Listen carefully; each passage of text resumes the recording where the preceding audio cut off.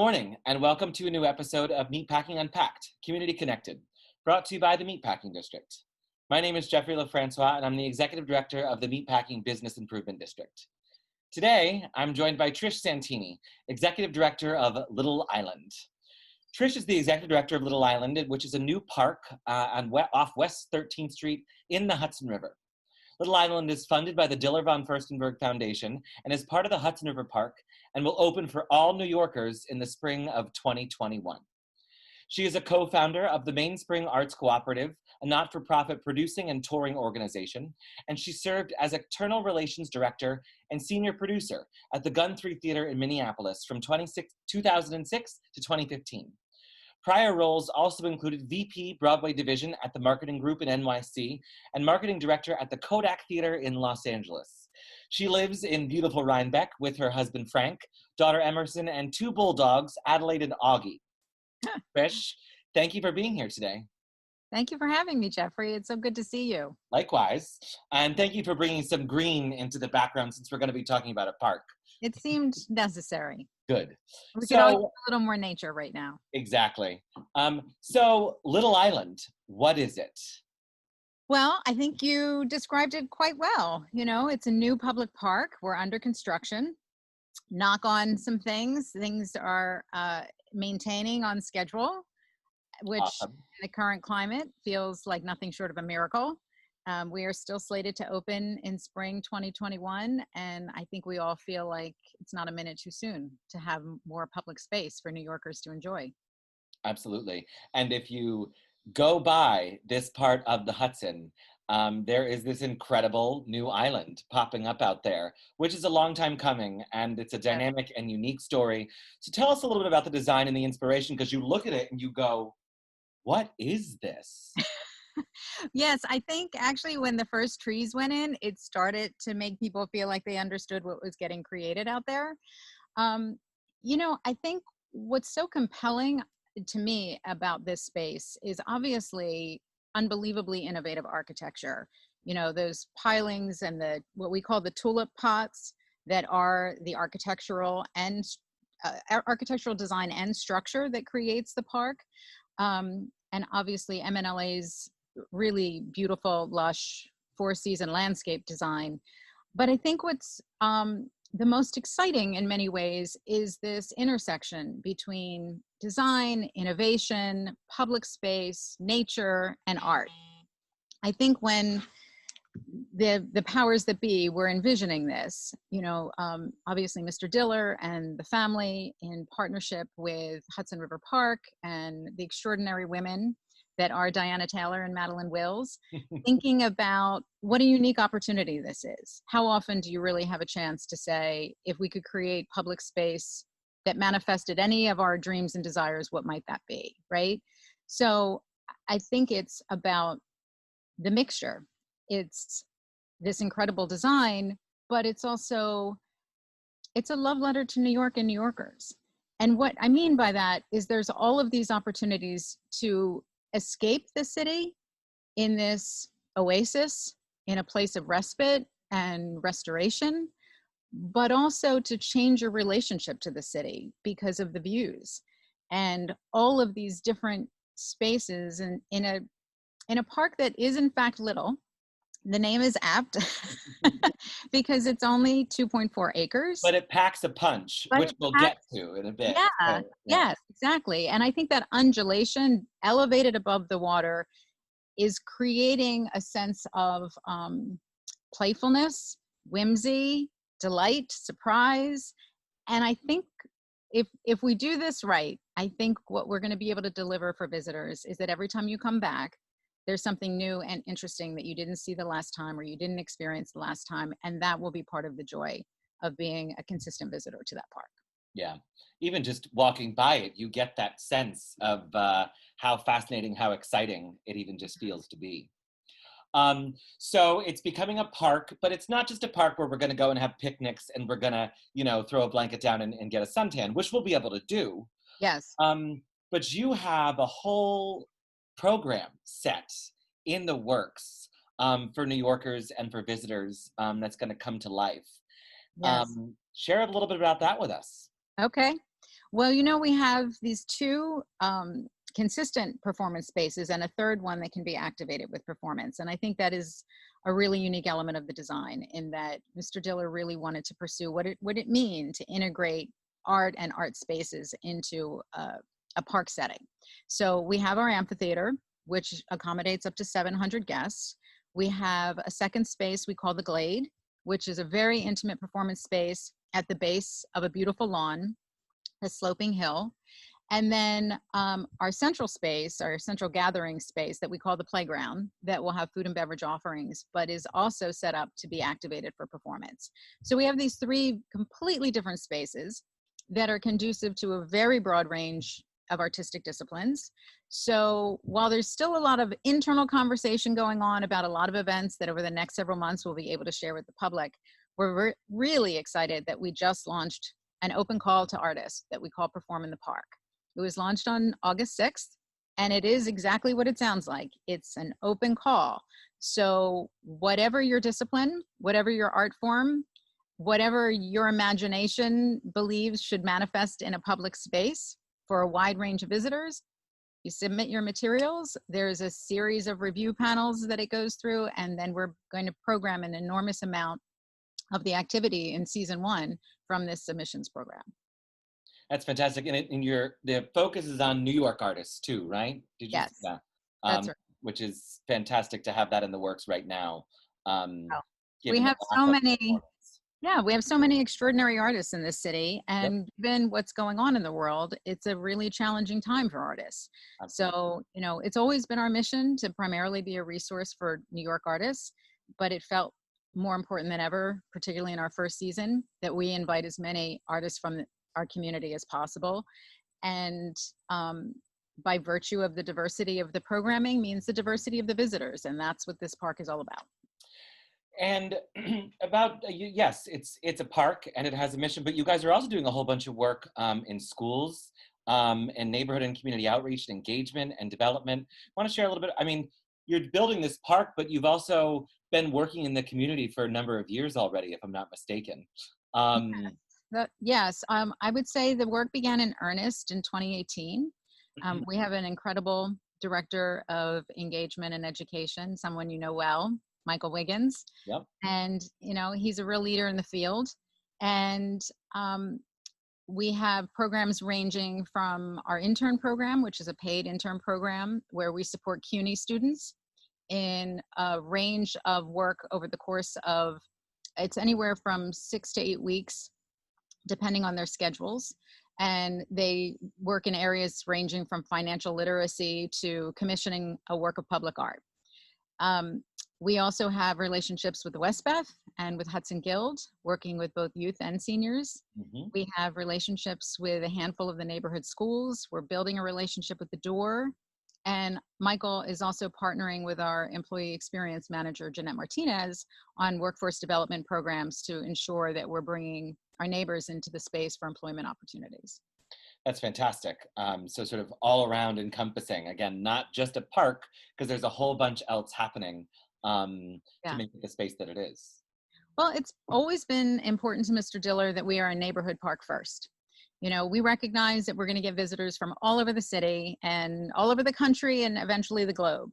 And we're excited to welcome all of those visitors. But first and foremost, we want to make sure our neighbors feel like it's theirs to begin with. Yeah, I think that's fantastic, especially since, as we've learned with what we've all lived through, the importance of public space and usable public space that isn't just, it can be interpreted by anybody walking by, using it for a different reason. And I think that's so important, especially with what we've all gone through. And I think the design of the space and the way we're approaching programming is really in service to what you're talking about, Jeffrey, which is when you show up, depending on why you came or what you're interested in, you have the opportunity to self-select.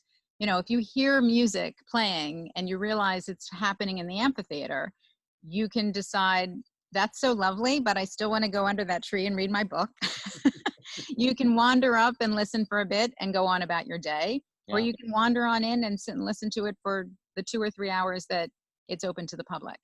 And I think that's the other element of the park that's going to be really captivating for people, is just this sense of it being a space that is in service to reminding us all that we have imagination and creativity within us, and how you choose to experience that when you're in the park, I hope allows people to take a little bit of that with them in their day-to-day lives too, Yeah. even when they're not able to visit us. And it's interesting because you mentioned how it's it can be an escape from the city. And I often describe the meatpacking district as feeling like it's in this distinct little corner away from the rest of Manhattan in a way, even though it's really not far out of the way at all. But you kind of almost feel a little bit removed. And I'm so excited about what I call our periphery, especially with what's going on in the Hudson. And you guys are playing such a big part of that. And so it's yet another little escape from the city that you can choose to do. Yes.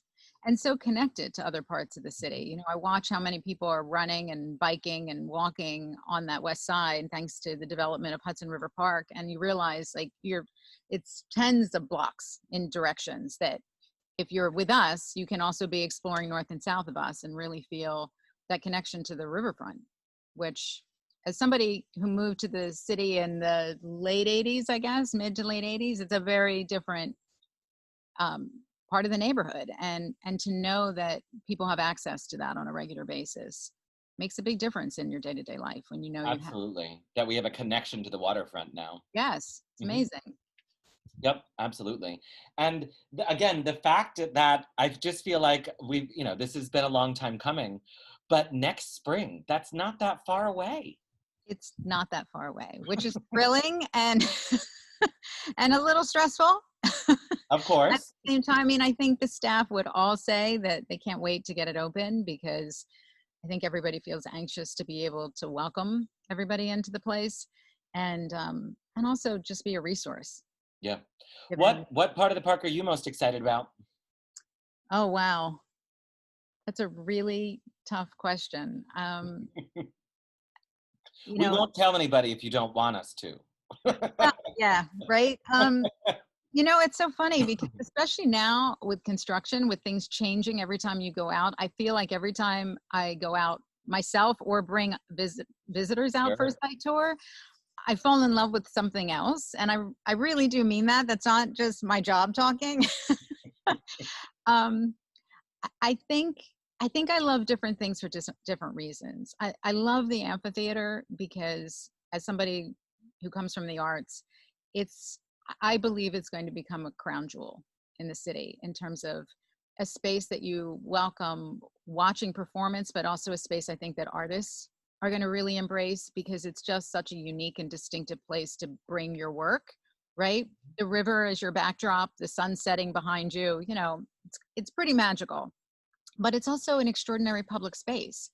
And that's, I think, one of the reasons I love it as well, is because I also know that when performance isn't happening, that somebody can just wander in and lay down on a bench and look at the sky, or sit there with a beverage and look at the water and just be.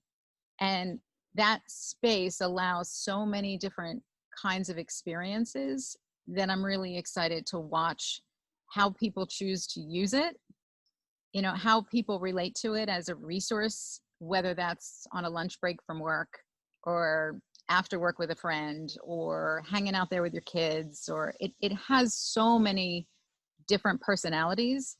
And I think the visitors are going to figure out what makes it work for them. And again, I feel like I've repeated it, but it's this convertible space that you get to rove through.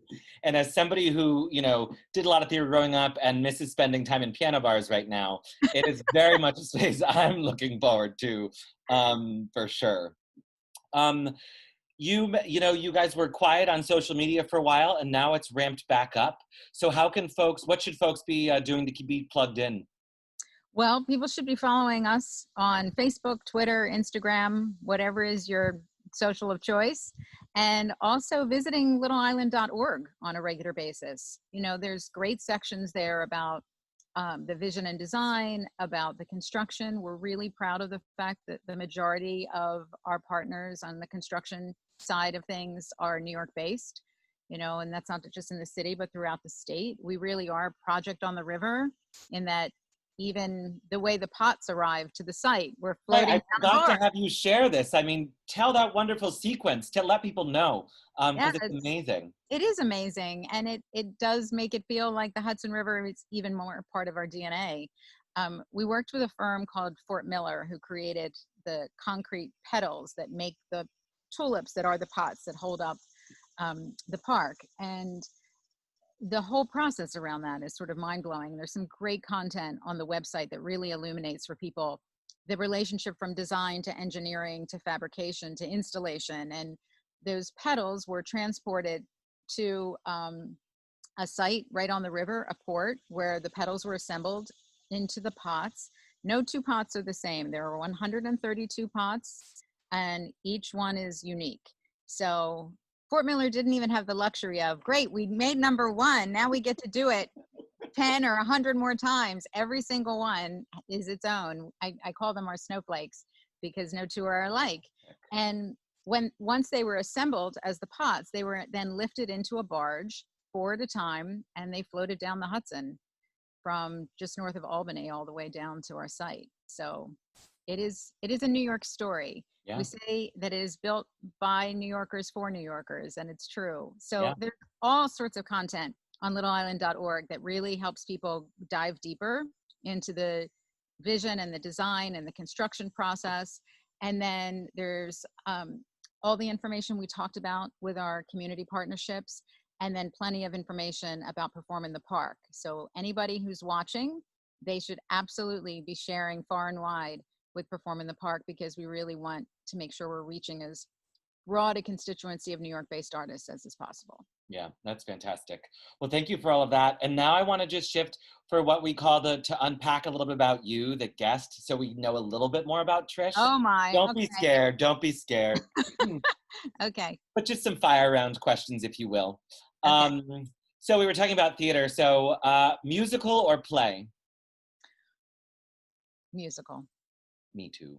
My background. Can't help Podcast or audiobook? podcast. And I mean, this one is maybe a given, but I still like this question. A night at the theater or a visit to the museum? A night at the theater. Mm-hmm. And again, another beach visit or park picnic? Oh, beach visit. Mm. And then an utterly New York question, egg and cheese on a roll or a bagel with cream cheese? Egg and cheese on a roll. Okay. See, that wasn't that scary. That wasn't so scary. Well, you know this because we've been talking and you've been touring me on the park for years. I'm so excited. The neighborhood's so excited that there is palpable and visual, progress. Yes. Is so exciting. So please keep it up. We are thrilled also that you guys, your offices are going to be in the district on Washington Street. So thank you for that and welcome. Thank you. We look forward to being in the neighborhood. We look forward to everybody being in an office together again. Exactly. Likewise. And so really, thanks for being here today and sharing Little Island's story thus far. And we look forward to being a part of its future for sure. And thanks to all of you for joining us today for Meatpacking Unpacked. And don't forget to subscribe to our YouTube channel and stay tuned to hear from the Meatpacking Districts and the city's cast of characters across the cultural, political, and business spectrums. See you all next week. Thanks, Jeffrey. Absolutely.